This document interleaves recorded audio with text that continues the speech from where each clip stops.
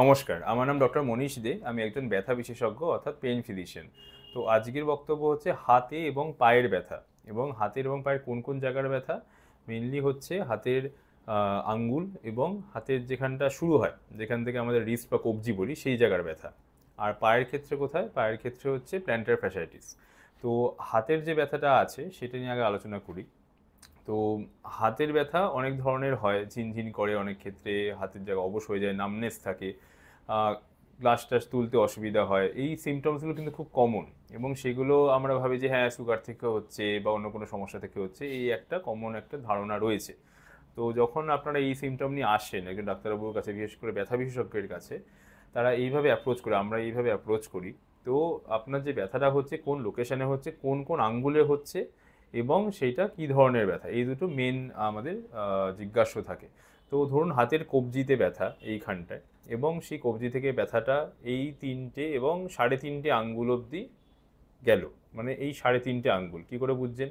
তো যদি দেখানো হয়, ধরুন এটা হাত, হাতের পাঁচটা আঙ্গুল, তো থাম্ব, ইন্ডেক্স ফিঙ্গার মানে হচ্ছে এই আঙ্গুলটা, middle finger and ring finger, এই তিনটে আছে আঙ্গুল, এবং থাম্ব আছে। তো এই আঙ্গুল দুটো মিলিয়ে এবং এটার হাফ, এই আঙ্গুল অবধি ধরুন ব্যথাটা রয়েছে, এবং হাতের এইখানটা রয়েছে ব্যথাটা শুরু হচ্ছে। তো এই পার্টটা একটা নার্ভ সাপ্লাই করে, তাই জন্য এত বেশি আলোচনা। তো খুব বেশি ডিটেলসে যাব না। তো এই পার্টিকুলার এরিয়াতে যখন একটা জায়গায় ঝিনঝিন করছে, ব্যথা করছে, হাতে কাজ করতে অসুবিধা হচ্ছে, তখন আমরা ভাবি যে এটা কার্পাল টানেল সিনড্রোমের দিকে যাচ্ছে। এটা একটা ডায়াগনোসিস।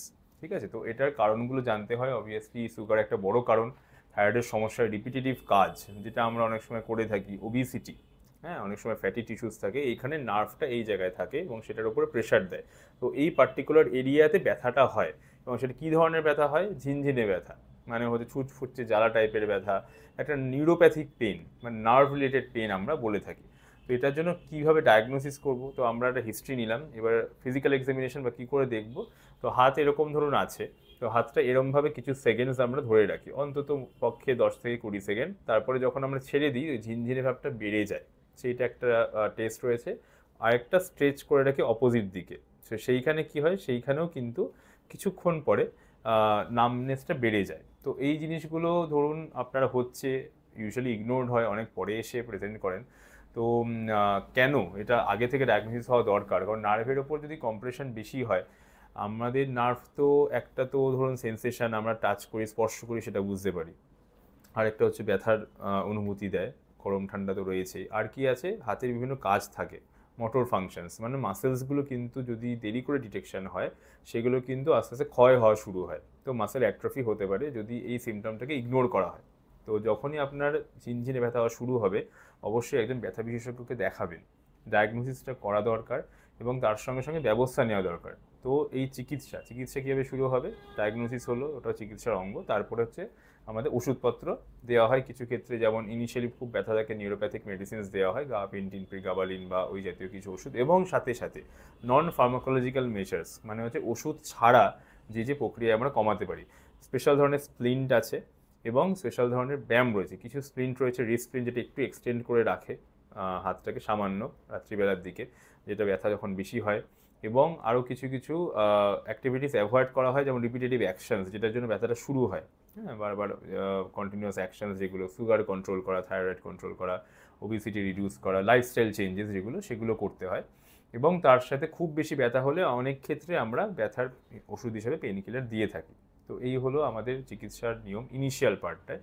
এবং ডায়াগনোসিসটা তার সাথে সাথে, যেটা আমরা চিকিৎসা তো করলাম, ডায়াগনোসিসটা আরও মজবুত করার জন্য কি করা হয়, নার্ভ কন্ডাকশন ভেলোসিটি টেস্ট, নার্ভের একটা টেস্ট, যে নার্ভটা কতটা হচ্ছে সমস্যাদায়ক হয়েছে, নার্ভের কম্প্রেশনটা কতটা আছে, এবং সেইটা নার্ভ কন্ডাকশন ভেলোসিটি টেস্ট একটা হয়, আর একটা এমআরআই টেস্ট বা আলট্রাসাউন্ড করে দেখতে পারি যে নার্ভের ডায়ামিটারটা কত আছে, নার্ভটার যে ব্যাসার্ধ আছে সেটা কতটা আছে।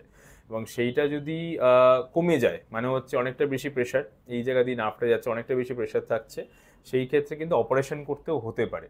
তো এই জিনিসগুলো ইগনোর না করে, অনেক ক্ষেত্রে ইগনোর হয়, অনেক ক্ষেত্রে দেরি করে প্রেজেন্ট হয়, অনেক ক্ষেত্রে ডিরেক্টলি অপারেশন করতে হয়, যেখানে আপনারা অপারেশন ছাড়া অনেক উপায় রয়েছে যেগুলোতে দিয়ে এইটা আরও বেশি যাতে বাড়াবাড়ি না হয় সেটা করা যাবে। সেই ক্ষেত্রে কিন্তু অনেক লেট প্রেজেন্টেশনে কিন্তু অপারেশন ছাড়া উপায় থাকে না। তো অবশ্যই এটাকে ইগনোর করবেন না। এটাকে বলে মিডিয়ান নার্ভ কম্প্রেশন বা কার্পাল টানেল সিনড্রোম। এবং এটার সাথে সাথে দুটো আরও ছোট ছোট সিনড্রোম আছে, সেগুলো জাস্ট প্রিলিমিনারি আইডিয়া দিয়ে রাখছে। একটা ট্রিগার ফিঙ্গার। ট্রিগার ফিঙ্গার মানে হচ্ছে এই আঙ্গুল বা আঙ্গুল লক হয়ে যাওয়া, খুব কমনলি দেখা যায় ডায়াবেটিক পেশেন্টসদের হয়। তো এই যে ফিঙ্গারগুলো লক হয়ে যাচ্ছে, ফিঙ্গার লক হয়ে যাচ্ছে, এইগুলোতে কিন্তু একটা অস্বস্তি হয়, ব্যথা হয়, যখন ফিঙ্গারটা সোজা করতে যাই প্রচণ্ড ব্যথা হচ্ছে।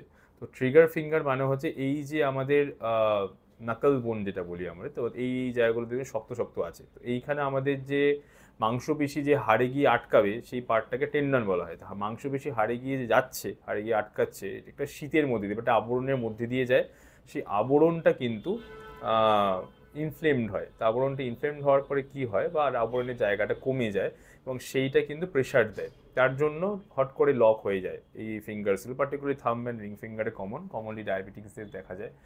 আর এইটারও কিন্তু ট্রিটমেন্ট রয়েছে, এটারও পার্টিকুলার ফিজিওথেরাপি রয়েছে। এবং এইটাকেও ইগনোর করা ঠিক নয়, অবশ্যই লাইফস্টাইল মডিফিকেশান, সুগার কন্ট্রোল তো থাকছেই, তার সাথে কিছু কিছু ওষুধ এবং দরকার হলে ইনজেকশন। তো এই দুটোর ক্ষেত্রে ইনজেকশনের কথায় আসি। কার্পাল টানেল সিনড্রোমে কী আছে, ব্যথা হচ্ছে, ফিজিওথেরাপি, রেস্ট, কিছু কিছু অ্যাক্টিভিটি মডিফিকেশান, লাইফস্টাইল চেঞ্জেস এবং ওষুধপত্র ধরুন অ্যাডিকুয়েট কমছে না, তখন কি করবেন, বা অপারেশন করার মতো জায়গায় নেই, তখন হচ্ছে আমরা এই মাঝামাঝি পথটা বেছে নিই। আলট্রাসাউন্ডে দেখে নার্ভের কাছে গিয়ে একটা ইঞ্জেকশন দেওয়া হয়, হ্যাঁ স্টেরয়েড ইঞ্জেকশন ইনফ্লামেশন কমানোর জন্য, এবং লোকাল অ্যানাস্থেশিয়ার ইঞ্জেকশন যাতে ব্যথাটা কম থাকে ফর সাম টাইম, এবং যাতে আপনি লাইফস্টাইল চেঞ্জেস বা ব্যায়ামগুলো করতে পারেন। আরেকটা কী হচ্ছে ট্রিগার ফিঙ্গারের ইঞ্জেকশন, সেখানে কি আছে, এই জায়গাগুলো যেগুলো নাকলস, যেগুলো শক্ত শক্ত পার্ট, সেখানেও কিন্তু আমরা আলট্রাসাউন্ড রেখে অথবা আলট্রাসাউন্ড ছাড়াও এই দুটো জায়গায় ইঞ্জেকশন দেওয়া যায় ব্লাইন্ডলি, খুব ছোটো জায়গা, তো অল্প ইঞ্জেকশন, এবং এখানে খুব অল্প পরিমাণ স্টেরয়েড এবং অল্প পরিমাণ লোকাল অ্যানাস্থেসিয়া দিয়ে পেন সাইকেলটা ব্রেক করা হয়।